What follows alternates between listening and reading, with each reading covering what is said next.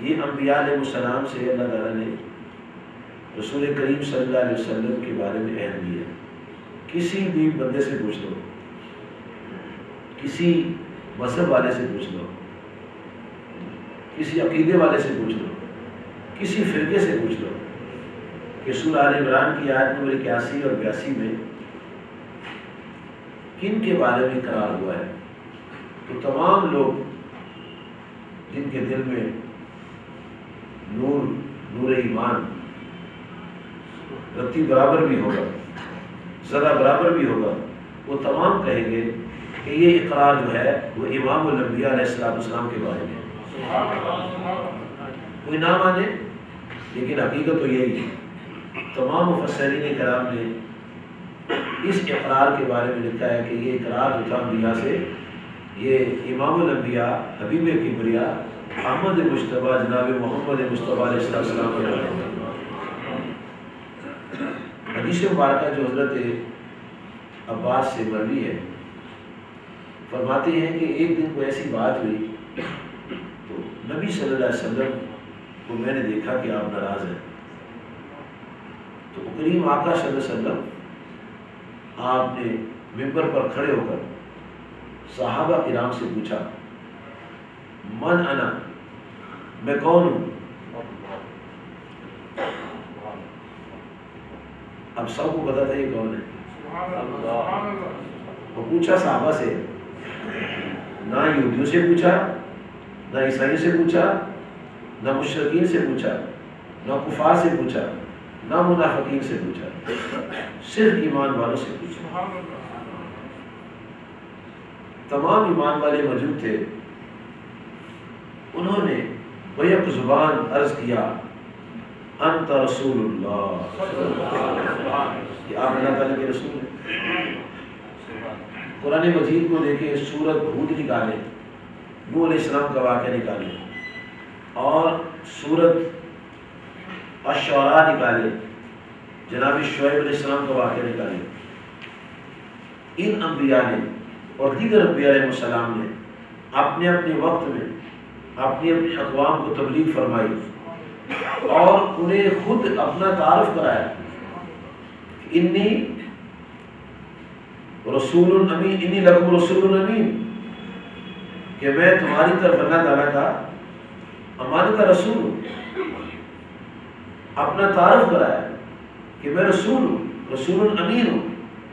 لیکن انہوں نے بجائے یہ کہ وہ تسلیم کرتے، انہیں آگے سے کہا، وما انت الا بشر مثلنا، کہ تم تو کچھ نہیں ہو، ہمارے جیسے بشر ہو. یہ ان کفار نے کہا. سورۃ ہود پڑھ کے دیکھیں اور سورۃ الشعراء پڑھ کے. کافروں نے یہ نہیں کہا کہ انت رسول اللہ، انہوں نے کہا تم تمہاری طرف بشر ہی. لیکن ایمان والوں کو جب نبی صلی اللہ علیہ وسلم سے پوچھا من انا، آپ نے کو یہ نہیں فرمایا کہ میں رسول ہوں. یہ تو پہلے بات ہو چکی تھی. یہ اس موقع پر آپ نے پوچھا جب کہ کسی نے کوئی بات کہی تو آپ سرکار سے ناراض ہوئے، ممبر مبارک پر کھڑے ہوئے تو آپ نے سوال فرمایا، ارشاد فرمایا من انا، میں کون ہوں. تو تمام صحابہ نے، جن کو پتا تھا کہ نبی صلی اللہ علیہ وسلم کھانا بھی کھاتے، سب کو معلوم تھا ہمارے گھروں میں دعوت بھی ہوتی ہے، سب کو معلوم تھا آپ رات کو سوتے بھی ہیں، سب کو معلوم تھا کہ نبی صلی اللہ علیہ وسلم شادیاں بھی کی، سب کو معلوم تھا کہ آپ پانی بھی پیتے تھے، سارا کچھ وہ جانتے تھے.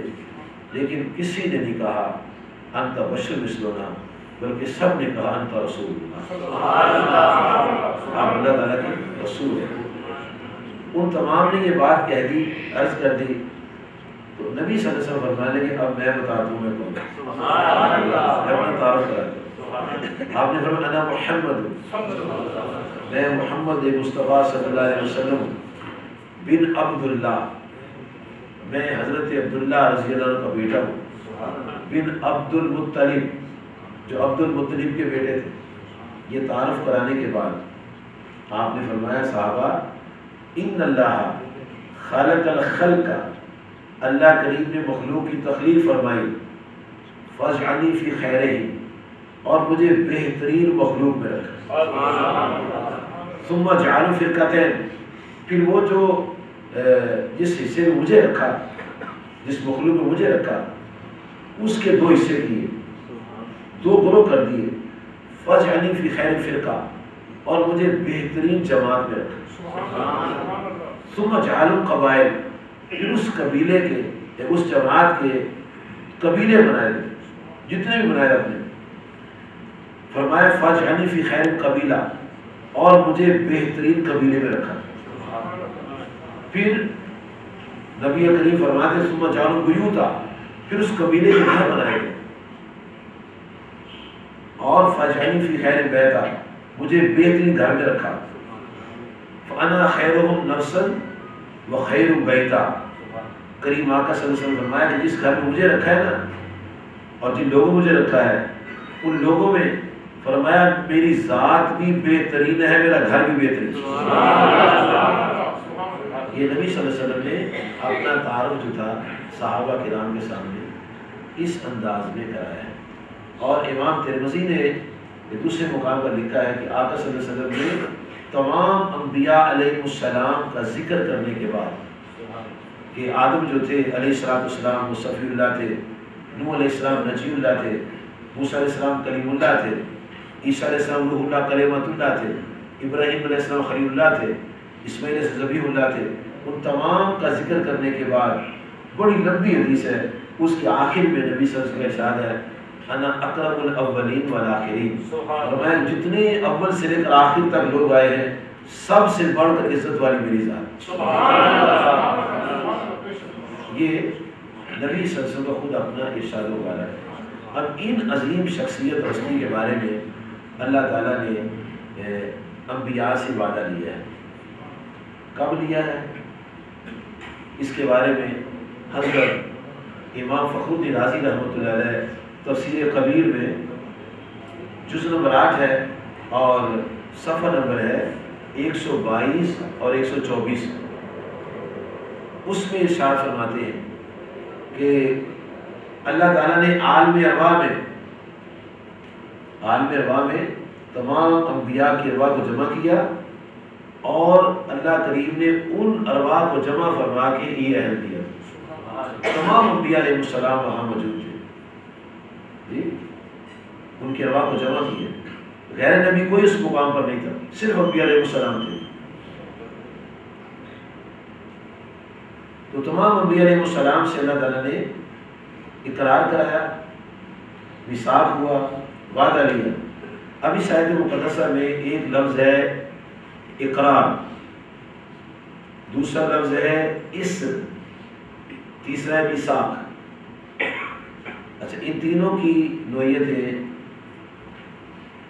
ان کے حساب سے مقام کے لحاظ سے مختلف ہے۔ ایک ہوتا ہے وعدہ، ایک ہوتا ہے دعویٰ، ایک ہوتا ہے اقرار، ایک ہوتا ہے اسر، ایک ہوتا ہے میثاق۔ دعویٰ جو ہوتا ہے وہ کسی دوسرے پر ہوتا ہے، کسی دوسرے کے اوپر ہم دعویٰ کرتے ہیں کسی بات کا۔ اقرار ہم کسی آنے والی بات کا کرتے ہیں، اقرار اپنے لیے کرتے ہیں، دعویٰ دوسرے پر کرتے ہیں۔ عہد بھی اپنے درمیان ہوتا ہے، میثاق وہ ہوتا ہے جس میں اس وعدے یا عہد کو میثاق کہتے ہیں جس میں گواہی بھی آ جائے، شہادت بھی آ جائے، یعنی 7 لوگ شامل ہو جائیں تو اس کو میثاق کہتے ہیں۔ اور اسر وہ بات ہوتی ہے جس میں یہ اقرار کیا جاتا ہے کہ اگر ہم اس کو پورا نہ کریں تو ہمیں سزا دی جائے، اگر ہم پورا نہ کریں تو اپنے لیے سزا کے لیے یہ کہا جاتا ہے کہ میں قابل سزا ہوں گا اگر میں نے یہ وعدہ پورا نہ کیا، اس کو اسر کہتے ہیں۔ اب یہ ساری بات اس کے اندر ہے، وعدہ بھی ہے، عہد بھی ہے، اقرار بھی ہے، میثاق بھی ہے، اسر بھی ہے، ساری چیزیں پائی جاتی ہیں۔ اور یہ سارا کچھ اللہ تعالیٰ نے نبی صلی اللہ علیہ وسلم کی عظمت اور شان کے پیش نظر ایسے فرمایا، آپ کی ذات کی عظمت کے پیش نظر فرمایا۔ ادھر نا انبیاء وعدے کر لیتے تو کافی تھا، لیکن جب اسر فرمایا، اسر میں یہ مزید عظمت کا اظہار ہے کہ انہوں نے تسلیم کیا کہ اگر ہم خلاف ورزی کریں تو قابل سزا ہے۔ اس لیے رب کائنات نے فرمایا فمن تولی بعد ذلک فاولئک هم الفاسقون، کہ جو اس اقرار کے بعد پھسل جائے گا وہ فاسقوں میں شمار ہوگا۔